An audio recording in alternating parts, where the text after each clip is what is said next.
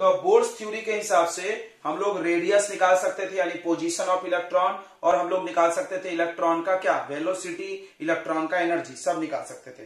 But बाद में de Broglie नाम का एक साइंटिस्ट ने एक थ्योरी लाया और डुअल बिहेवियर बोल के, और उसने क्या बोला कि दुनिया में जितने भी छोटे पार्टिकल हैं उनका उनके पास वेव नेचर भी होता है और वो दिखता है। बड़े पार्टिकल के पास होता है लेकिन वो दिखता नहीं है, लेकिन छोटे वालों को तो दिखता है। और उसने बोला कि उनके पास वेवलेंथ होता है lambda equal to h/m v।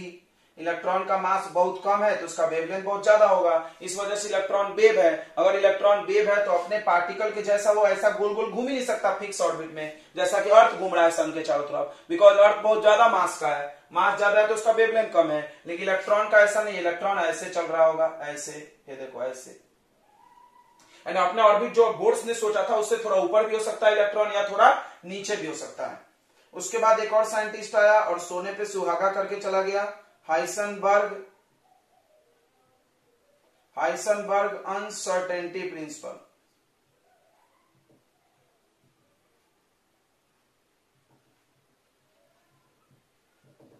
Uncertain का मतलब होता है नॉट फिक्स। इन्होंने बोला था कि किसी भी इलेक्ट्रॉन का, किसी भी छोटे पार्टिकल का, माइक्रोस्कोपिक जो छोटे हैं जिनका मास बहुत कम है, उनका एग्जैक्ट पोजीशन और एग्जैक्ट मोमेंटम निकालना संभव नहीं है, क्योंकि इसका प्रोडक्ट जो होता है वो ग्रेटर देन h/4 होता है, इक्वल टू नहीं है, इससे बड़ा। मतलब हमको पता नहीं है फिक्स क्या होता है, मतलब इन दोनों को मल्टीप्लाई करके ये कुछ वैल्यू आएगा, उससे बड़ा ही आंसर आएगा। तो हमको नहीं पता कितना आएगा, बस उससे बड़ा बड़ा। मतलब हमने बोल दिया x का वैल्यू 5 से बड़ा, तो बताओ x का वैल्यू क्या है, 6 है, 7 है, 8 है, 9 है, पता नहीं यार, कुछ भी हो सकता है। तो वैसा ही कुछ इन्होंने बोला दोनों नहीं निकाल सकते हैं। इसको इन्होंने ऐसे भी लिखा था, delta s equal to momentum का फॉर्मूला क्या होता है, mass into delta v. Delta v में क्यों लगा, क्योंकि वी चेंज होगा, मास तो चेंज होता नहीं है। m डिवाइड में चला गया तो delta x into delta v equal to h/4πm। इसमें वही कहानी होगा, जिसका मास कम होगा उसका अनसर्टेनिटी ज्यादा होगा, मतलब उसमें गड़बड़ी। अनसर्टेनिटी मतलब एरर, मिस्टेक, ठीक है। एरर और मिस्टेक जो होगा वो ज्यादा होगा। किसमें एरर और मिस्टेक ज्यादा होगा बच्चों, जिसका मास कम है उसमें ज्यादा होगा, जिसका मास ज्यादा है उसमें कम होगा। तो हमने तुमको एक 10 ग्राम के बॉल का निकाला था अनसर्टेनिटी, वो बहुत कम था, 10⁻⁻28। और हमने निकाला था एक इलेक्ट्रॉन का अनसर्टेनिटी, वो ज्यादा था, 0.001। इसलिए इलेक्ट्रॉन में कंसीडर करना पड़ेगा। यानी ये बात साबित हो गई कि इलेक्ट्रॉन का सही मोमेंटम और सही पोजीशन बोलो या वेलोसिटी बोलो, सॉरी पोजीशन बोलो, मोमेंटम बोलो, या पोजीशन बोलो, वेलोसिटी बोलो, एक ही बात है। ये नहीं निकाल सकते हैं। ये दोनों के दोनों थ्योरी बच्चों माइक्रोस्कोपिक पार्टिकल पे लगता है। किस पे लगता है, माइक्रोस्कोपिक। माइक्रो मतलब छोटे वाले, छोटे पार्टिकल्स पे। ये दोनों के दोनों थ्योरी बच्चों माइक्रोस्कोपिक पार्टिकल पे, छोटे पार्टिकल पे लगता है, बड़े पे नहीं लगता है। क्यों, क्योंकि मास बड़ा होगा तो ये सब वैल्यू बहुत छोटे हो जाएंगे, वो कंसिडरेबल नहीं रहेगा। ये दोनों थ्योरी मिलकर के इस बात को साबित कर दी कि इलेक्ट्रॉन पक्का वेव है, और इलेक्ट्रॉन पक्का वेव है तो इलेक्ट्रॉन का सही पोजीशन बता पाना संभव नहीं है। ओके, यानी दोनों थ्योरी के हिसाब से बोर्स थ्योरी हो गई गलत। अब आया एक साइंटिस्ट था, उसका नाम था श्रोडिंगर। उसने बनाया नया मॉडल, उसको बोलते हैं मॉडर्न एटॉमिक थ्योरी। लेकिन उस थ्योरी को समझने से पहले आपको इलेक्ट्रॉनिक कॉन्फ़िगरेशन समझना होगा।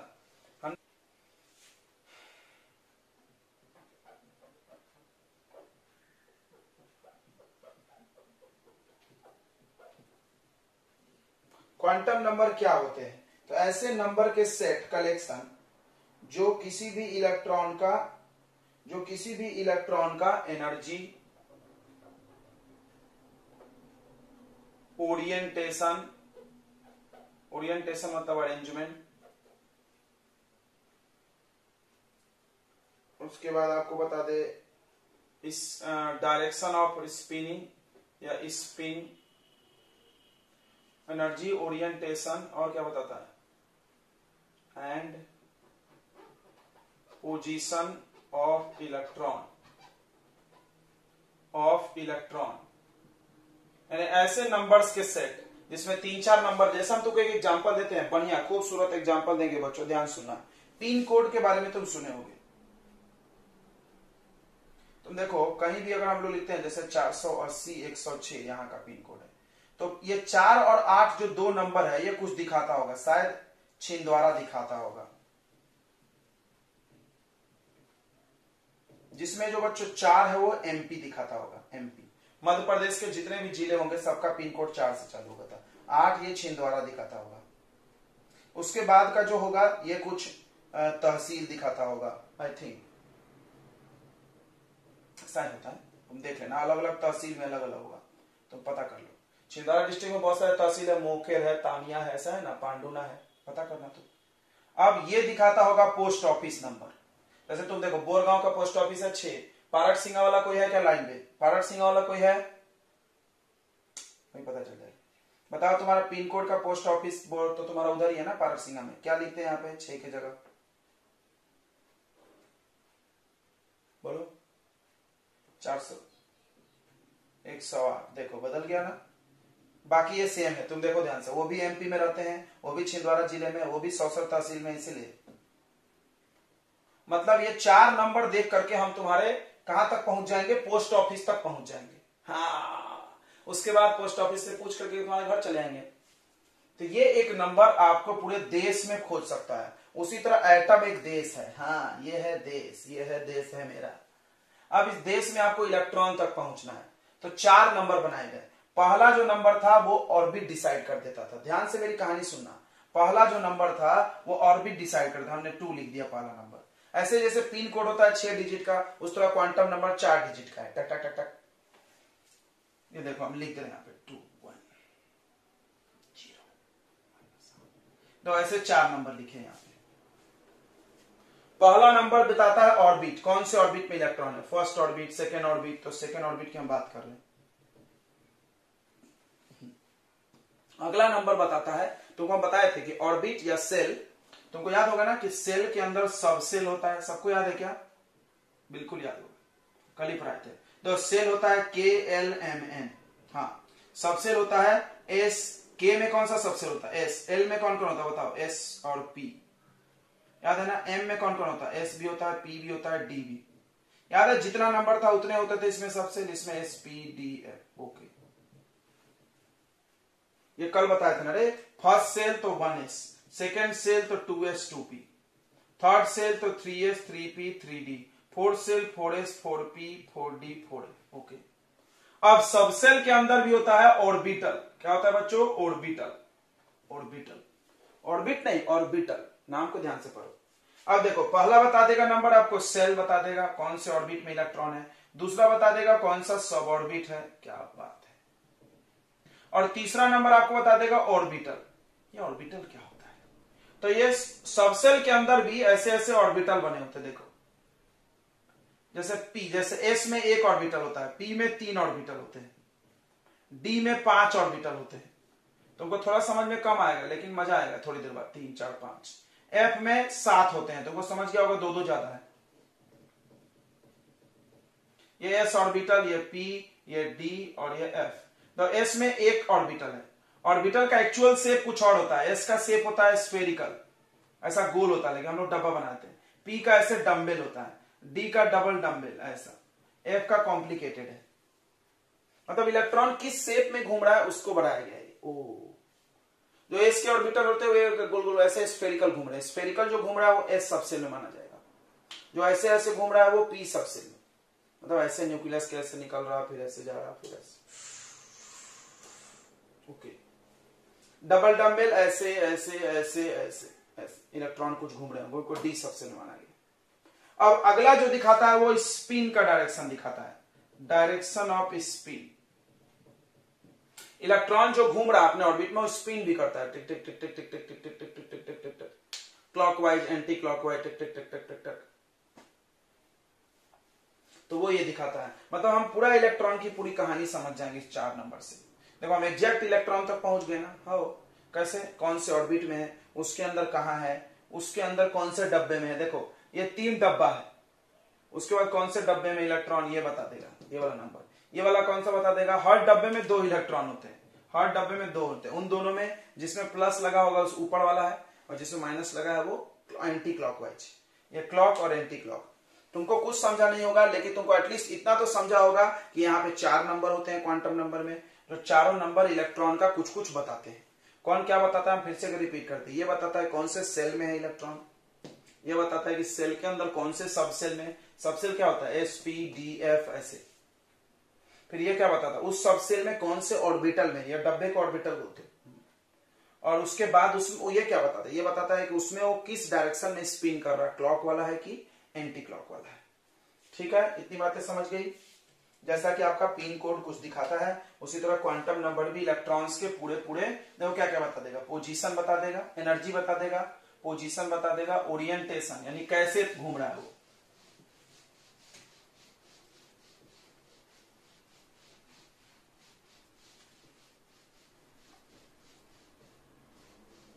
ध्यान से समझेंगे बच्चों, ध्यान से समझेंगे हम लोग।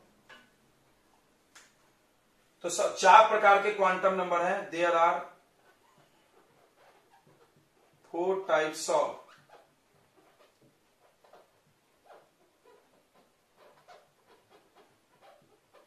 quantum numbers. There are 4 types of quantum number. पहला principal quantum number, principal PAL होगा, मेन है, प्रिंसिपल मतलब main.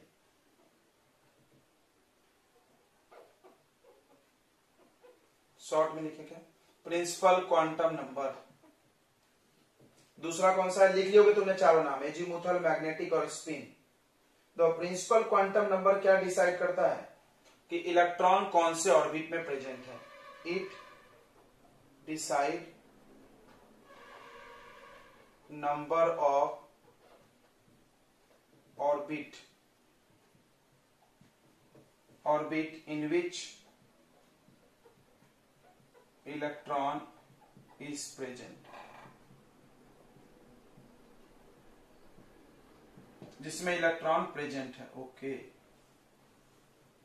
It decide number of orbit in which electron is present, orbit की संख्या बताता है जिसमें इलेक्ट्रॉन प्रेजेंट है। ठीक है, it is denoted by N.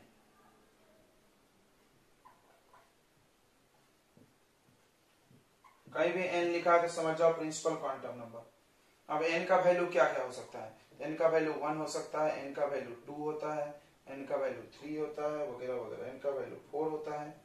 N का वैल्यू 1 का मतलब के सेल, एन का वैल्यू 2 का मतलब के एल सेल, एन का वैल्यू 3 का मतलब एम सेल, एन का वैल्यू 4 का मतलब एन सेल।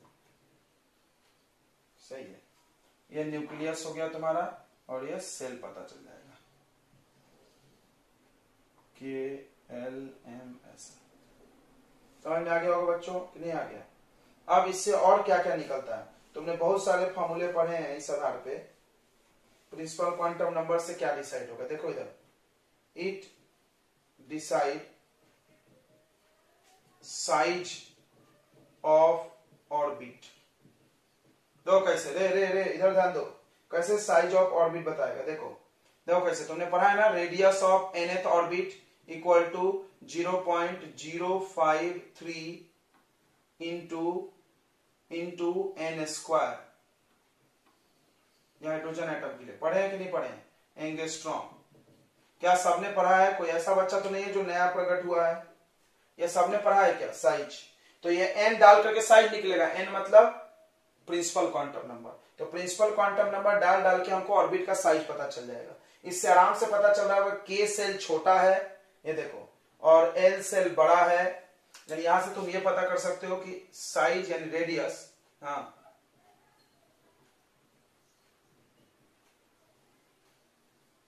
क्यों, अरे ये तो बचपन में पढ़े होंगे ना, एन मतलब first shell, second shell, third shell, 1 2 3 line से के, वो हम बताएंगे अभी फिर से।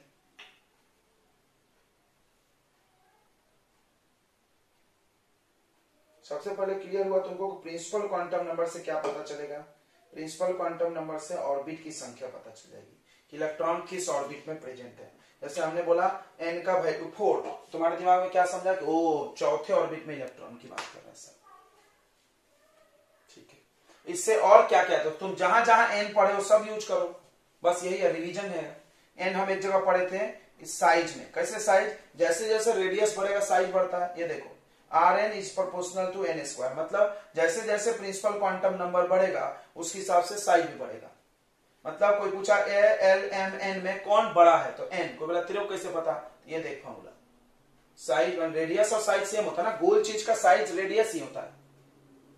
दूसरा क्या पढ़े थे हम लोग, एनर्जी पढ़े थे यार, एनर्जी का फॉर्मूला पढ़े थे, it decide energy of orbit.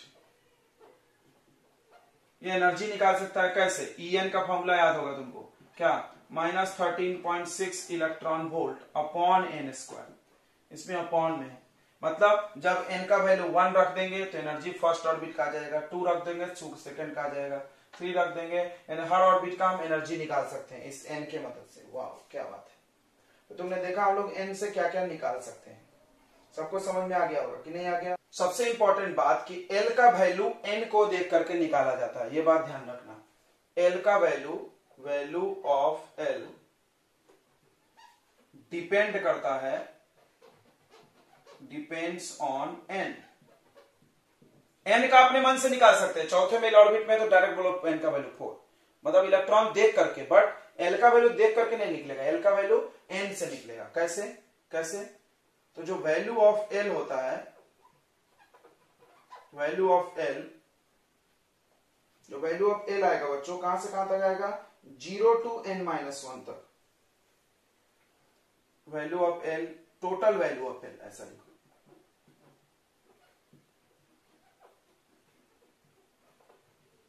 L is 0 to n-1, यानी n से हमेशा एक वैल्यू कम रहेगा, तो L is always less than n, याद रखो L हमेशा हमेशा कम रहना चाहिए n से, कभी ज्यादा या इक्वल भी नहीं हो सकता है, कभी ज्यादा या इक्वल भी नहीं हो सकता। जैसे कुछ एग्जांपल्स देख लें।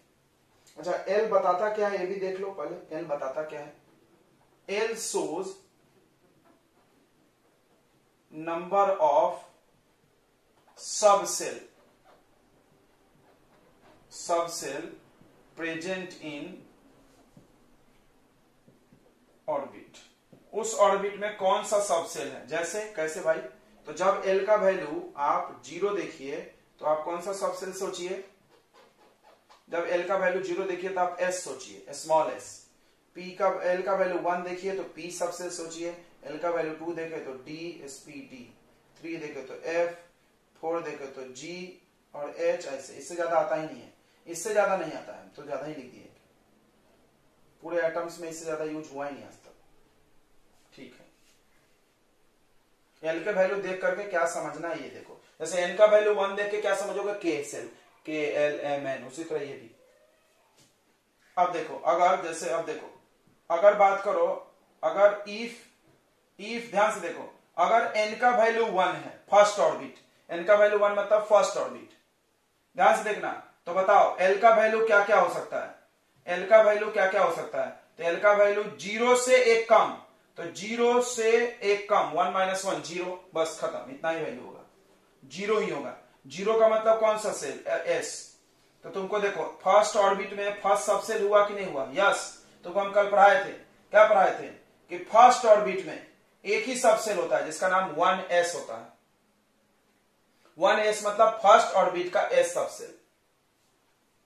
हाँ अब बताओ अगर n का वैल्यू, इफ n का वैल्यू 2 हुआ तो L क्या क्या हो सकता है, 0 हो सकता है, 1 हो सकता है। 0 का मतलब क्या होता है, S, 1 का मतलब P, किसका S, 2 का, किसका P, 2 का, तो 2S 2P, यानी सेकेंड ऑर्बिट में 2 सबसेल होता है। तो जो हम कल तुमको पढ़ा रहे थे कि सेकेंड में 2 होता है, थर्ड में 3 होता है, किसने बताया, एजीमुथल क्वांटम नंबर ने, ये अपने मन से नहीं आया। किसने बताया कि फर्स्ट सेल में 1 सबसेल होता है, किसने बताया कि सेकेंड सेल में 2 सबसेल होता है, एजीमुथल क्वांटम नंबर। अगला, अगर n का वैल्यू 3 हो गया, अगर n का वैल्यू 3 हो गया तो L का वैल्यू क्या क्या होगा, 0 होगा, 1 होगा, 2 होगा। 0 का मतलब 0 का मतलब S, 1 का मतलब P, 2 का मतलब D, किसका, 3 का, तो 3S 3P 3D। अब देखो ध्यान से, इफ n इक्वल टू 4, अगर n 4 होगा तो एल का वैल्यू 0 1 2 3, 0 1 2 3, यानी ये क्या होगा 4 का S, 4 का P, 4 का D, 4 का F। वाओ। अगर n का वैल्यू समझ गया होगा, आई थिंक n का वैल्यू 5 मतलब फिफ्थ ऑर्बिट, अगर पांचवा ऑर्बिट है तो उसमें कितने सबसेल आएंगे, तो l का वैल्यू क्या क्या हो सकता है, देखो हो सकता है हम बोल रहे हैं, सब होगा कोई जरूरी नहीं भरा हुआ, हो सकता है इसमें इलेक्ट्रॉन भरा हो उसमें नहीं भरा हो, लेकिन जगह तो है वहां पे। 0 1 2 3 4 आ गया होगा, तो इसमें क्या आएगा 5s, 5p आ सकता है, 5d आ सकता है, 5f आ सकता है, 5g आएगा, भरे इलेक्ट्रॉन भरा हो या नहीं भरा हो, लेकिन उतने ऑर्बिटल हैं। ओके ओके ओके ओके, बोलो बच्चों समझ में आ गया कि नहीं आ गया, आ गया कि नहीं आ गया, जल्दी से बता दो। यानी किसी भी ऑर्बिट में कितने सब ऑर्बिट होते हैं, यानी ये चीज ने बताया कि हर ऑर्बिट में सब ऑर्बिट होता है। लिखो यहाँ पे every orbits have, her orbit में एवरी ऑर्बिट्स हैव सब ऑर्बिट, हर ऑर्बिट में सब ऑर्बिट होता है। कितना सब ऑर्बिट होता है 2l plus 1, 2l plus 1, 2l plus 1 होता है। जैसे l का वैल्यू 0 डालो तो 1 सब ऑर्बिट, l का वैल्यू 1 डालो, नहीं सॉरी ये बात है, हर ऑर्बिट में सब ऑर्बिट होता है। फर्स्ट ऑर्बिट में 1 सब ऑर्बिट, सेकेंड ऑर्बिट में 2 सब ऑर्बिट, थर्ड ऑर्बिट में 3 सब ऑर्बिट।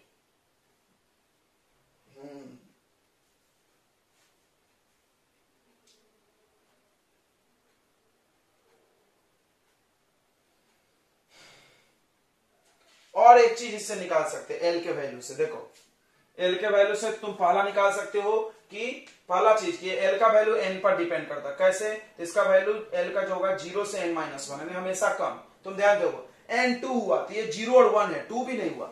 ये n3 है, देखो 0 1 2 3 नहीं हुआ ना। तुम देखो एल के जितने भी वैल्यू आए इससे कम आए, हाँ ये पर 0 to n minus 1, 0 to n minus 0 से लेकर के n माइनस 1 तक 5 है, तो 0 1 2 3 4 हाई नहीं आएगा। आया होगा समझ में सबको कि नहीं आया, जल्दी से बता दो बच्चों, आया कि नहीं आया, जल्दी से बता दो। ओके, अब इससे देखो, अब इससे एनर्जी भी पता चल जाता है। एनर्जी ऑफ, आवाज आ रही है, एनर्जी ऑफ सबसेल, आवाज आ रही है क्या? तो ये एनर्जी ऑफ सबसेल हो गया, एस से ज्यादा पी का है, पी से ज्यादा डी का है, डी से ज्यादा एफ का एनर्जी है। एक चीज और पता चलता है इस वैल्यू को देख करके, एंगुलर मोमेंटम। क्या पता चलता है? Angular momentum. एंगुलर मोमेंटम बार बार मिल रहा है, देखे होगे तुमने, बोर्ड्स ने बताया था। तो एंगुलर मोमेंटम निकाल सकते हैं हम लोग। किसका एंगुलर मोमेंटम? इलेक्ट्रॉन का, इलेक्ट्रॉन का जो कि सबसेल में है। Angular momentum of electron present in subshell. तो एंगुलर मोमेंटम क्या होता है? कोई भी चीज गोल गोल घूमती है तो उसके पास एंगुलर मोमेंटम होता है। सीधे सीधे चलता है तो momentum, momentum mass into velocity, angular momentum mass into velocity into radius, याद होगा ना एमवीआर। तो देखो वो एंगुलर मोमेंटम अपन निकाल सकते हैं यहां से, कैसे? एल फॉर्मूला दिया इन्होंने, under root l into l plus 1 और h बाई 2 पाई, इतना एंगुलर मोमेंटम होगा ऑर्बिटल का। L into l plus 1 h by 2 pi, h by 2 pi. जैसे देखो एग्जाम्पल, अगर हम बात करें एस सबसेल का, एस सबसेल की बात करो, एक दो निकाल के दिखाता है। एस सबसेल की बात करें, एस में एल का वैल्यू कितना होता है? 0, याद हो गया होगा। तो बताओ इसका एंगुलर मोमेंटम कितना आएगा? 0 आएगा, 0 आएगा। वाओ। अब पी में देखो एल का वैल्यू कितना है? 1, एल का वैल्यू कितना है तो कितना आएगा? 1 plus 1 under root 2 h by 2 pi. Okay, p l s p d. L का वैल्यू कितना? 3, तो एंगुलर मोमेंटम कितना आएगा? एंगुलर मोमेंटम कितना आएगा बताओ? 3 प्लस 1 4 इंटू 3, ठीक है ना? अरे सॉरी 2 डालेंगे ना, तो यहाँ एस पी डी, याद रखना 0 से चालू होता है, कंफ्यूज मत होना। 1 2, तो 2 प्लस 1 3 2 जा 6 अंडर रूट 6 h बाई 2 पाई। ये सब क्या निकल रहा है? एंगुलर मोमेंटम निकल रहा है। किसका? किसका? इलेक्ट्रॉन का, इलेक्ट्रॉन का उस ऑर्बिटल के अंदर। यानी एस में जो इलेक्ट्रॉन चल रहा हो कोई एंगुलर मोमेंटम नहीं, पी में जो चल रहा है को उसका इतना है, डी में है इतना है, ज्यादा होते जा रहा है। क्लियर है क्या बच्चों? जल्दी से बता दो। क्लियर है? पेपर में क्वेश्चन क्या आया कि 3f पॉसिबल है कि नहीं, बताओ बताओ पॉसिबल है कि नहीं। तीसरा सेल है, गुड। तो n का वैल्यू 3, n का वैल्यू 3, ओके। अब बताओ n जब 3 होगा तो l क्या क्या हो सकता है, l क्या क्या हो सकता है बताओ। यहां पर देखो 0 1 2 तक, तो 0 1 2। तो अगर ये 3f है, अगर ये 3f है तो देखो l का वैल्यू f के लिए कितना होता है, f के लिए l का वैल्यू 3 होता है। 3f मतलब l का वैल्यू f n 3 दिख रहा और l का वैल्यू 3 होगा, विच इज नॉट पॉसिबल। क्यों नॉट पॉसिबल? कि n और l कभी इक्वल नहीं होता है, n और l कभी इक्वल नहीं होता है क्योंकि l हमेशा छोटा होता है। So it is not possible, हम बोल देंगे। ये सब बातें लिख लो यहां पर कि l का वैल्यू हमेशा n से छोटा होना चाहिए। लिखते जाओ यार साहब, तुमको समझता नहीं है तो। Value of l is always less than n। अब ऐसे आपसे कोई पूछ लेगा कि बताओ ऐसा कुछ भी, आप कुछ भी पूछ सकते हैं आपसे, बताओ 6f होता है कि नहीं होता है, 4f होता है कि नहीं, तो आपको चेक करना है होता है कि नहीं, पॉसिबल है कि नहीं। समझ गया कौन सा होता है कौन सा नहीं होता है? यानी ये जो सबसेल बने हुए अपने मन से नहीं बने हुए, वो l के वैल्यू के हिसाब से बने हैं। ठीक है बच्चों, आया समझ में क्वांटम नंबर कि नहीं आया? Magnetic quantum number.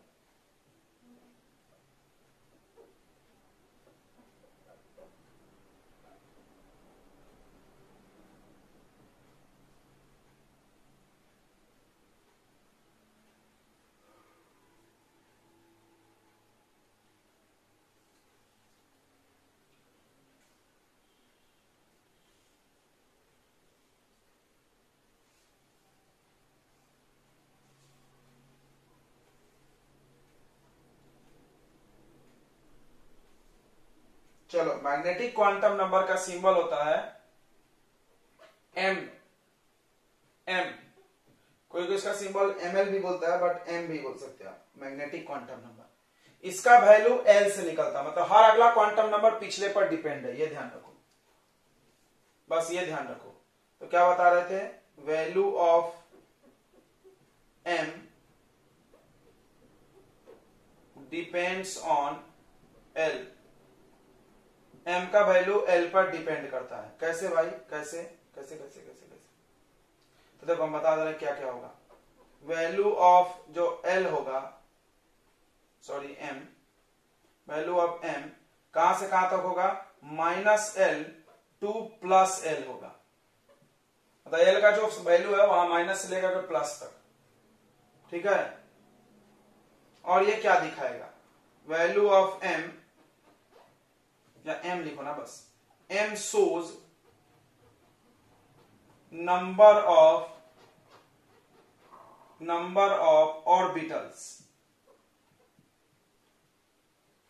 orbitals in subshell. किसी भी सबसेल में कितने ऑर्बिटल होते हैं? हर सबसेल में खास ऑर्बिटल होते हैं। What is orbital? अब एक सवाल है, ऑर्बिटल क्या है? ऑर्बिटल क्या होता है? तो हम लोग ऑर्बिटल के बारे में ही पढ़ रहे हैं एक्चुअली। चारों क्वांटम नंबर ऑर्बिटल की जानकारी देता है, बोल सकते हो। तो ऑर्बिटल क्या होता है? ऐसा प्लेस एटम के अंदर या ऑर्बिट के अंदर ऐसा प्लेस या एटम के अंदर ऐसा प्लेस जहां पे इलेक्ट्रॉन पाए जाने की संभावना सबसे ज्यादा है। The place in an orbit, किसी भी ऑर्बिट में ऐसा प्लेस वेयर जहां where the probability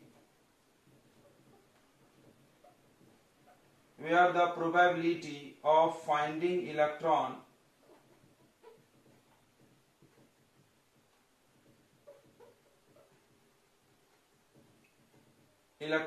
is maximum,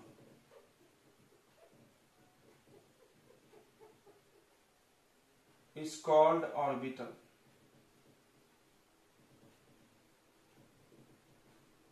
उसको हम लोग ऑर्बिटल बोलते, ठीक है, ओके। हर सब ऑर्बिट के अंदर ऑर्बिटल होता है।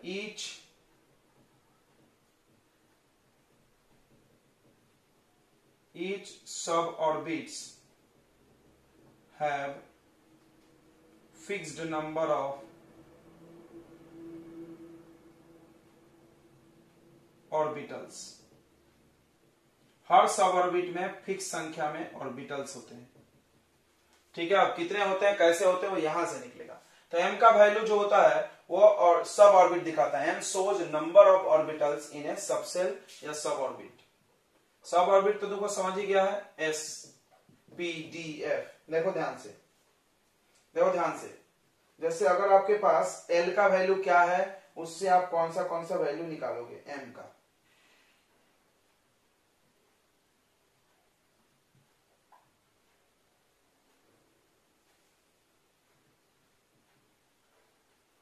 टोटल कितने वैल्यूज हो गए, टोटल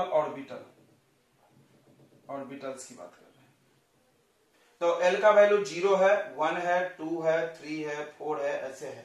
तुमने देखा है L का वैल्यू 0 का मतलब S, जहां भी S है 1S 2S 4S 5S 6S सबके S में L 0 है। और 1 का मतलब P के लिए है, 2 का मतलब 3 के लिए है, और यार सॉरी 2 के लिए मतलब SPD के लिए, SPDFG ऐसा। M का वैल्यू, तो M का value -L to +L। Zero में माइनस प्लस होता है क्या, नहीं होता, जीरो। इसमें कितने ऑर्बिटल के वैल्यू है, टोटल 1। तो ऐसा दिखाया जाता है इसको एक बॉक्स से। एक्चुअली बॉक्स नहीं होता, एक्चुअली तुमको बताएंगे हम, एक्चुअली गोल होता है। अभी ऐसा शॉर्ट रिप्रेजेंटेशन है। 1 जब होगा तो इसके कितने वैल्यू आएंगे, -L टू +L, यानी -1 से +1। बताओ -1 से +1 मतलब -1 नंबर लाइन पढ़े हो क्या, -1 +1। बताओ बीच में कौन सा नंबर छूट रहा है, 0, यानी आएगा -1 0 +1। टोटल कितने वैल्यू हो गए, 3। यानी इसके अंदर ऐसा 3 बॉक्स बनाया जाता है जब भी P बनाया जाता है तो 3 ऑर्बिटल है। हर ऑर्बिटल में 2-2 इलेक्ट्रॉन होते हैं, याद रखना। हर ऑर्बिटल में कितने इलेक्ट्रॉन समा सकते हैं, 2। एक क्लॉकवाइज घूमने वाला और एक एंटी क्लॉकवाइज। क्लॉकवाइज को सीधे एरो से बनाया जाता है, सिंबल है सब, और एंटी क्लॉकवाइज वाले को उल्टे एरो से।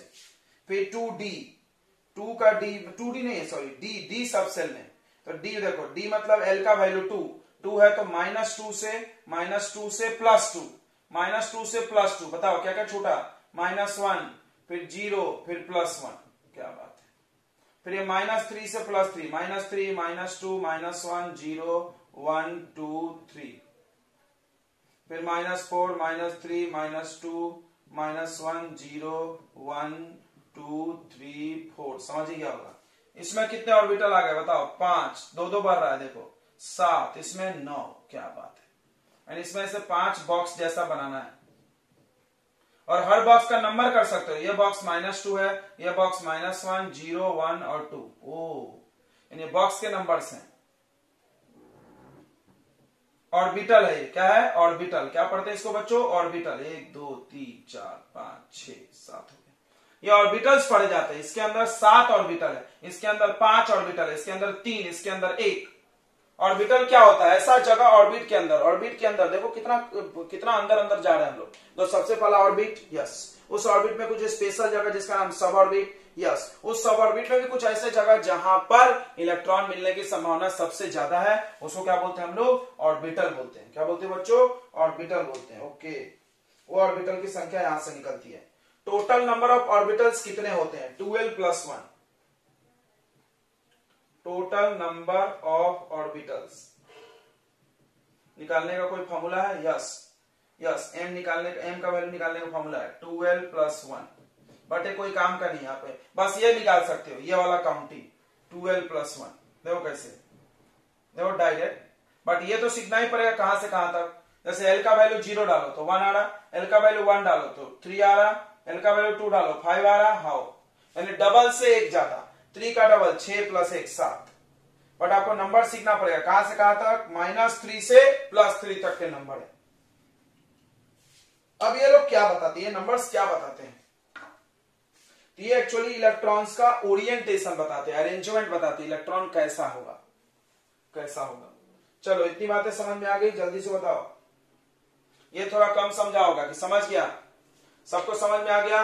क्या समझा तुमने, कि ये देखो न्यूक्लियस है, ये ऑर्बिट है, हब ऑर्बिट के अंदर सब ऑर्बिट होते हैं, सब ऑर्बिट के अंदर ऑर्बिटल होता है, ऑर्बिटल में ही इलेक्ट्रॉन मिलता है। ओके, समझ गया। इसमें S है, P है, थोड़ा थोड़ा फील हो रहा होगा, पूरा 100% फीलिंग लास्ट तक हम दिला देंगे, आप टेंशन नहीं है। अभी सीख रहे हैं ना, नया नया थोड़ा अजीब लगता है। क्या ये डब्बे शेप के होते हैं? बिल्कुल नहीं, बिल्कुल नहीं। एक्चुअल शेप कैसा है बाद में पढ़ेंगे, अभी नहीं, धीरे धीरे आराम आराम से स्टेप बाय स्टेप। अचानक से ज्यादा पढ़ोगे दिल बैठ जाएगा तुम्हारा क्यों? क्योंकि बहुत चीज है ना सीखने के लिए, धीरे धीरे सीखेंगे, मजा आएगा। तो तुमने क्या सीखा आज? यही सीखा कि देखो एटम जो होता है वो तो हम लोग पहले जान रहे थे, ऑर्बिट भी जान रहे थे, बट ये नहीं जान रहे थे कि ऑर्बिट के अंदर भी सब ऑर्बिट होता है। एसपीडीएफ से दिखाया जाता है। एसपीडीएफ ये नाम कहां से आया? एल से। एल कहां से आया? एन का वैल्यू देख करके। एन का वैल्यू 1 तो ये उससे कम 0, एल का वैल्यू 2 तो ये 0 और 1 दोनों होगा। क्लियर हो गया ना? 0 to n-1 तक इसका वैल्यू होता है।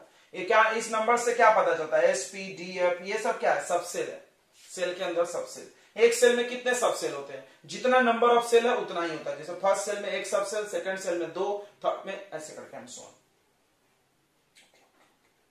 तो बताओ एस सबसेल में कितने इलेक्ट्रॉन समाएंगे? 2। पी में टोटल कितने समाएंगे? 6। कैसे? 2 2 2 तीनों ऑर्बिटल में। इसमें कितने समाएंगे? 10। इसमें कितने समाएंगे? 14। दिख रहा है ना? बिल्कुल दिख रहा होगा आपको। कैसे? 2 2 2 2 भरो ना भाई, 14 हो जाएगा कि नहीं? 14 इलेक्ट्रॉन इसमें रख लिया, हो गया मान लो।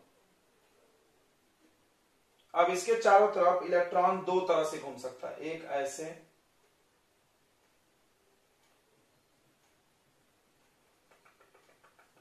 और दूसरा कैसा घूम सकता है बताओ?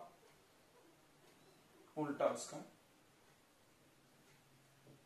ऐसा ऐसा। Anti clockwise, clockwise. तो दो प्रकार के रोटेशन हो गए। एक हो गया, ये कौन सा वाइज है बताओ? तो क्लॉक और एंटी क्लॉक में कंफ्यूजन होता है, तुम कहां से देख रहे हो? ऊपर से देखना। क्लॉकवाइज। ये कौन सा है? Anti clockwise. तो अगर इलेक्ट्रॉन क्लॉकवाइज घूम रहा है तो एमएस मतलब स्पिन क्वांटम नंबर का वैल्यू +½ होगा, और अगर इलेक्ट्रॉन एंटी क्लॉकवाइज घूम रहा है तो एमएस का वैल्यू यानी स्पिन क्वांटम नंबर -½ होता है। तो अगला हम लोग पढ़ रहे हैं स्पिन क्वांटम नंबर। तो ये डिसाइड करेगा कि किसी भी ऑर्बिटल के अंदर, ये ऑर्बिटल अभी तुमने पढ़ा था, कितना पढ़े थे? पी में 3 होता है। तो ये डिसाइड करेगा कि कौन क्लॉकवाइज है, कौन एंटी क्लॉकवाइज। देखना ध्यान से, ये ऊपर जो एरो बनाया जाता है ये सिंबल है, सब एक्चुअल में ऐसा होता है, हम लोग ऐसे बना रहे हैं। तो ये जो सीधा बनाया जाता है वो +½ दिखाता है और उल्टा वाला -½ क्यों ऐसा जरूरी हम तुमको बताते हैं। देखो ये अभी मत समझो, तुम 12th में समझना। तो इसकी पूरी एक्सप्लेनेशन 100% 12th में समझ में आएगी। कैसे? हम तुमको एक छोटा सा हिंट देते हैं। तुम बचपन में एक चीज पढ़े हो कि जब भी करंट फ्लो होता है तो मैग्नेटिक फील्ड बनता है। क्या तुम पढ़े हो? when electric current it passes through the wire it produce magnetic field around us। किसने बोला था? एरिस्टोटल ने। ओके। और तुम ये भी पढ़े हो कि electric field is flow of electron. बिल्कुल, ये भी इस बात सही है। इलेक्ट्रिक फील्ड में, सॉरी क्या बोल रहे हैं, current is flow of electron. Yes, current जिधर जाता है उसके अपोजिट इलेक्ट्रॉन जाता है एक्चुअली में। हाँ, ये सब पढ़े होगे। तो इसका हम सीधा मतलब बोल सकते हैं क्या कि इलेक्ट्रॉन चलेगी तो करंट बनेगी। हाँ, इलेक्ट्रॉन चलेगी तो करंट बनेगी, और करंट बनेगी तो मैग्नेटिक फील्ड बनेगा। इसका मतलब एटम के अंदर भी मैग्नेटिक फील्ड बनता होगा। सोचो, एटम हम यहां रखे हैं तो अभी तक सुनोगे कि एटम के अंदर चार्ज होता है। चार्ज है तो उसके चारों तरफ इलेक्ट्रिक फील्ड होगा। बिल्कुल। तो मैग्नेटिक फील्ड भी है क्या? सोच के बताओ, मैग्नेटिक फील्ड होगा कि नहीं होगा एटम के अंदर? नो, फिर से, जैसे एक वायर में करंट जाता है तो चारों तरफ मैग्नेटिक फील्ड बन जाता है। यहां पे कोई वस्तु को ले जाओ तो खींच लेगा। उसी तरह एटम है, एटम जो है उसके अंदर भी चार्ज घूम रहा है। तो flow of charge is called current, यानी करंट है। करंट है तो मैग्नेटिक फील्ड होगा। होगा ना? होगा ना? यस होगा, बिल्कुल होगा। तो मैग्नेटिक फील्ड है, तो क्या एटम के अंदर मैग्नेटिक फील्ड होता है? बिल्कुल नहीं। क्यों? क्योंकि देखो ये क्लॉकवाइज घूम करके कुछ मैग्नेटिक फील्ड बनाया होगा। हाँ, और ये एंटी क्लॉकवाइज घूम करके मैग्नेटिक फील्ड बनाया होगा। तो इसका मैग्नेटिक फील्ड इसके उल्टा होगा, दोनों एक दूसरे को कैंसिल कर देंगे। वाओ, समझा? तो टोटल मैग्नेटिक फील्ड 0। तो इसीलिए क्लॉक घूमता है और एक एंटी क्लॉकवाइज घूमता है। पूरा सेटिंग है इधर। एक प्लस चार्ज होता है तो एक माइनस होता है। देखो एटम इज न्यूट्रल क्योंकि उसमें प्लस चार्ज वाले भी है, माइनस वाले भी है। उसी तरह एटम मैग्नेटिक फील्ड भी बनाता है। अपने अंदर अंदर याद रखो, एटम के अंदर अंदर मैग्नेटिक फील्ड भी होता है, मैग्नेट बनाने की भी क्षमता होती है। हर एटम के अंदर मैग्नेट होता है, ये बात तुम समझो। तो फिर हर चीज चुंबक क्यों नहीं है, फिर ये मोबाइल चुंबक क्यों नहीं है? तो भाई इसके अंदर जितने भी मैग्नेट हैं वो सब एक दूसरे के मैग्नेटिक फील्ड को काट ले रहे हैं। अगर नहीं कटेगा, अगर वो नहीं कटे तो समझ जाओ कि वो मैग्नेट बन जाएगा। यानी चुंबक जो होते होंगे, मैग्नेट जो होते होंगे, उनके ये कैंसिल नहीं होते। उसमें कुछ अलग ही रहता होगा, वो हम लोग 12th में पढ़ेंगे। ठीक है बच्चों, मैंने एक मैग्नेट को दूसरे मैग्नेट के पास में लाके रख दिया उतनी पावर के, तो मैग्नेटिक फील्ड खत्म हो जाएगा। हाँ बिल्कुल, अपोजिट डायरेक्शन में खत्म हो जाएगा। अगर मैग्नेटिक फील्ड एक दूसरे से बराबर सेट किया तुमने तो हो जाएगा। मैग्नेटिक फील्ड एक वेक्टर क्वांटिटी है, इधर की तरफ 10 आया, इधर की तरफ -10, टोटल 0 हो जाएगा। चलो बच्चों, तो अगला स्पिन क्वांटम नंबर हेडिंग लगाओ, लिखो it decide the direction of rotation, it decide the direction of rotation of electron.